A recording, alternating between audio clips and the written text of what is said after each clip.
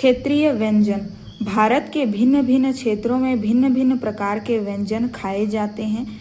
किसी क्षेत्र का खान पान उस क्षेत्र के खाद्य पदार्थ के आसानी से उपलब्धता पर, उस खाद्य पदार्थ का उस क्षेत्र विशेष की संस्कृति में महत्व इत्यादि पर निर्भर करता है। जैसे तटीय क्षेत्रों में निवास करने वाले लोग मछली व चावल अधिक खाते हैं।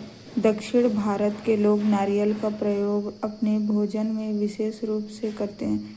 उत्तर भारत के लोग रोटी खाना अधिक पसंद करते हैं। भारत के कुछ राज्यों एवं उनसे संबंधित व्यंजनों का हम निम्न तालिका द्वारा अध्ययन कर सकते हैं। राज्य: बिहार में लिट्टी चोखा, खोबी की लाई, चावल दाल। गोवा: मछली नारियल के तेल में बनी। हरियाणा: बाजरा खिचड़ी, कड़ी पकौड़ा। Gujarat: dhokla, khandvi, lemon rice. असम: मसोर टेंगा, मछली, बांस चावल। जम्मू कश्मीर: तबक भाजी, कढ़ाई पनीर, राजमा, कहवा, सरसों के तेल में बनी मछली। मध्य प्रदेश: भट्टे की खीर। झारखंड: रुगड़ा, मशरूम, मडुआ रोटी। नागालैंड: बांस के कॉपल, मोमोज। महाराष्ट्र: साग पूरी, बड़ा पाव, पाव भाजी। पंजाब: सरसों का साग, मक्के की रोटी। ओडिशा: छेना पोड़ा। राजस्थान: मलाई घेवर, चूरमा बाटी। मेघालय: तुगलक, तुगतप। पश्चिम बंगाल: दाब छिनगरी, रसगुल्ला, संदेश। छत्तीसगढ़: लाल चीटी की चटनी। केरल: अवियल, टैपियोका। त्रिपुरा: बेरमा मछली। केरल में टैपियोका और नारियल बहुत मात्रा में उगते हैं।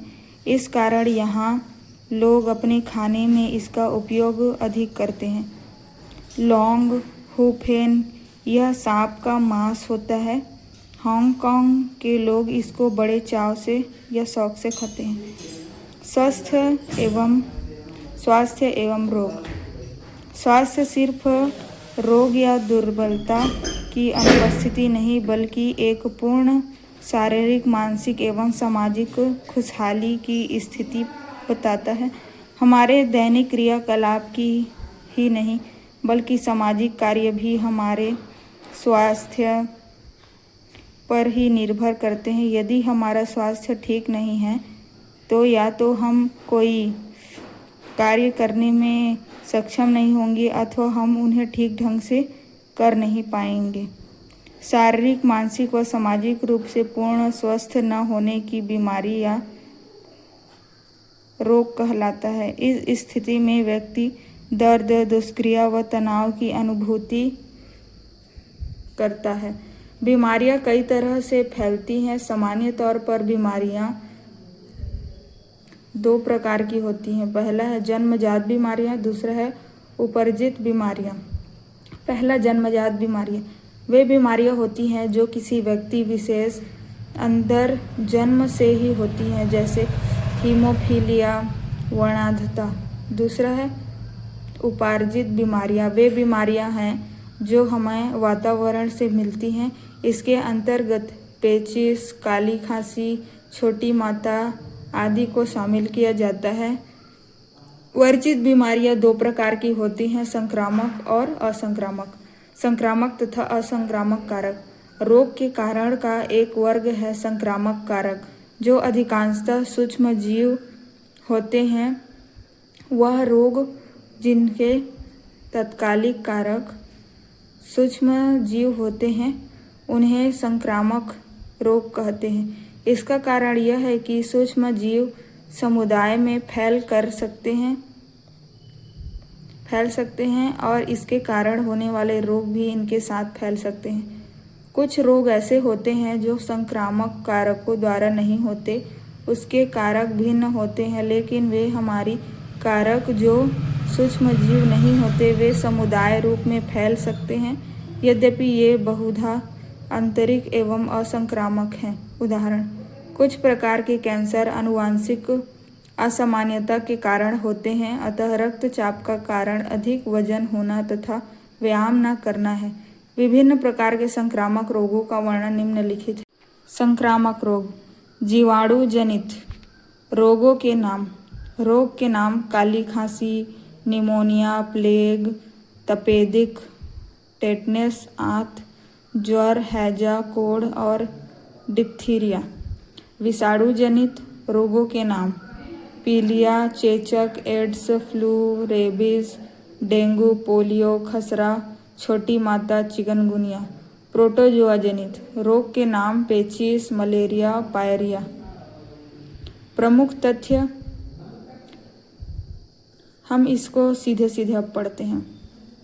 प्रमुख तथ्य जीवाणु जनित में है। प्रमुख तथ्य: हैजा दूषित जल व खाने में से फैलता है। प्लेग चूहे से फैलता है। प्लेग को काली मौत भी कहा जाता है।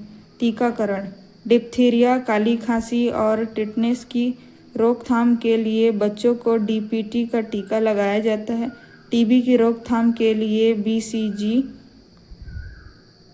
बेसिलियस क्लैमेट ग्यूरिन का टीका लगाया जाता है। विषाणु जनित रोग के नाम: पीलिया, चेचक, AIDS, flu, rabies, dengue, polio, खसरा, छोटी माता, चिकनगुनिया।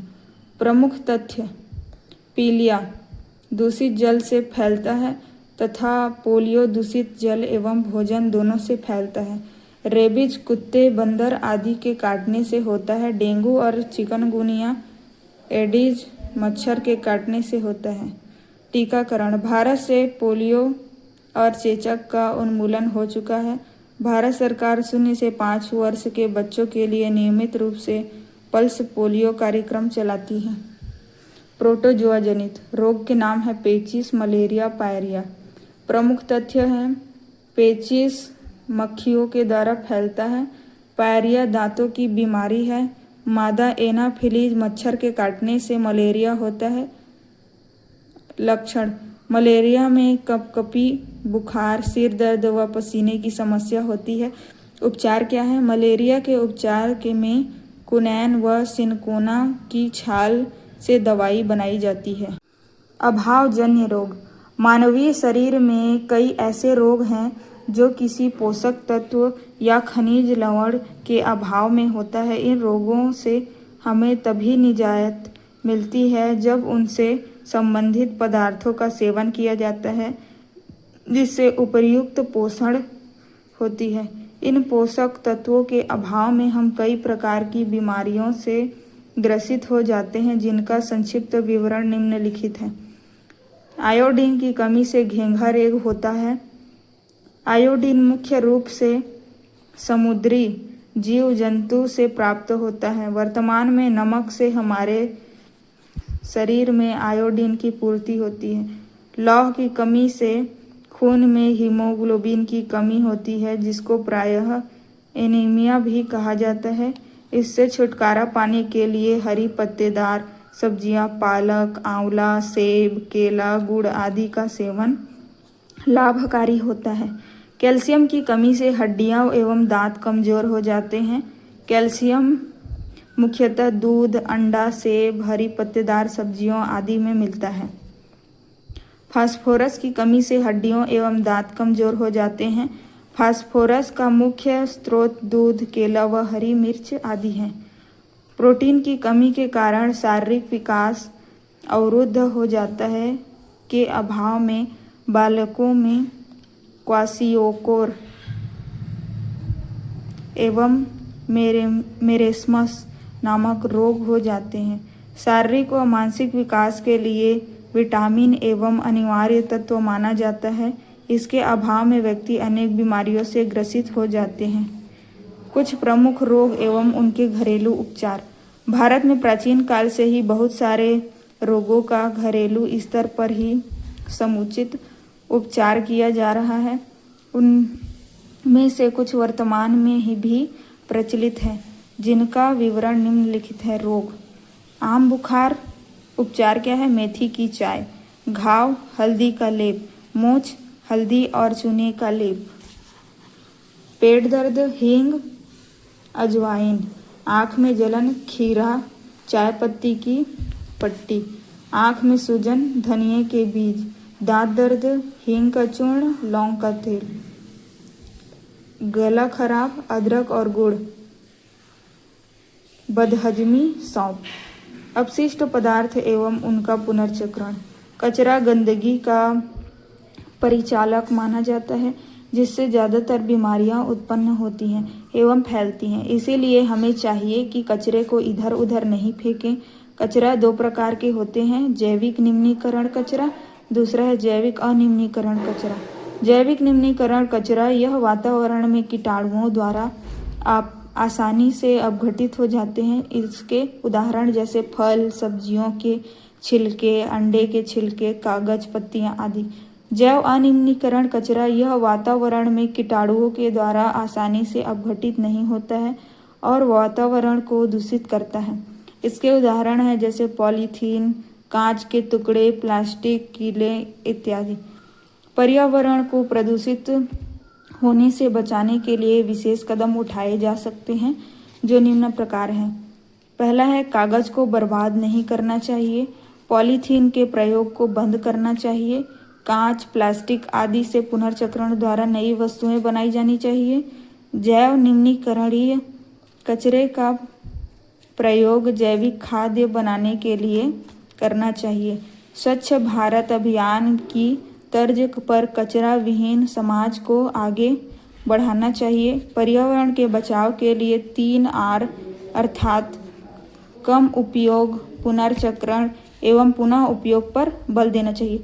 तो हमारा चैप्टर 3 आज ख़त्म हो चुका है और सिर्फ पढ़े नहीं बल्कि आप मॉक टेस्ट भी लगा सकते हैं। उसके लिए आपको यूट्यूब से या फिर गूगल में सर्च करने पर कई सारे ऐप मिल सकते हैं, जहां पर आप मॉक टेस्ट लगा सकते हैं। धन्यवाद।